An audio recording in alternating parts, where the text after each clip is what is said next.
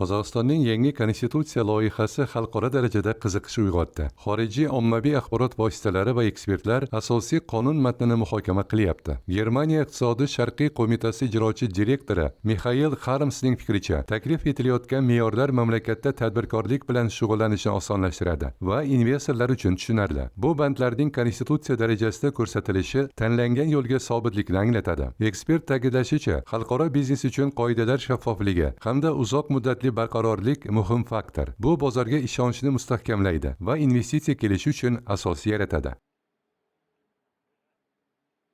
Yeah, I mean the permanent improvement of the Menimcha, har qanday davlatning asosiy vazifalaridan biri investitsiyaviy iqlimni, shu jumladan biznesning oldindan rejalash imkoniyatini muntazam yaxshilab borishdan iborat. Qozog'iston so'nggi yillarda sharoitlarni yaxshilayapti. Prezident Qosim-Jo'mart To'qayev bu vazifani bajarayotgani ko'rinib turibdi. Taklif etilayotgan tadbirlar Qozog'iston hukumati vazifalarini bajarishida asqotadi.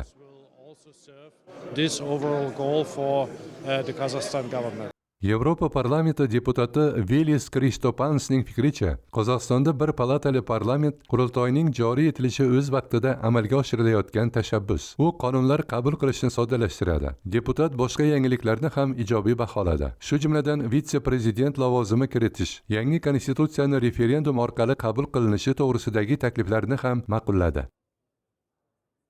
Мне очень нравится то, что вы упрощаете парламент одного уровня. Это проще. Siz parlamentni bir darajagacha soddalashtirayotganingiz menga yoqadi. Bu qonunlarni qabul qilishni osonlashtiradi. O'zim ham byurokratiyaga qarshiman. Shuningdek, xalq kengashi joriy etiladi. Bu ham demokratiyaning bir qismidan iborat. Eng muhimi referendum. 15 mart kuni o'tkaziladigan referendumda masalani yuqoridagi kimdir emas, xalq hal qiladi. 15 марта будет референдум, значит, народ будет решать, а не кто-то наверху.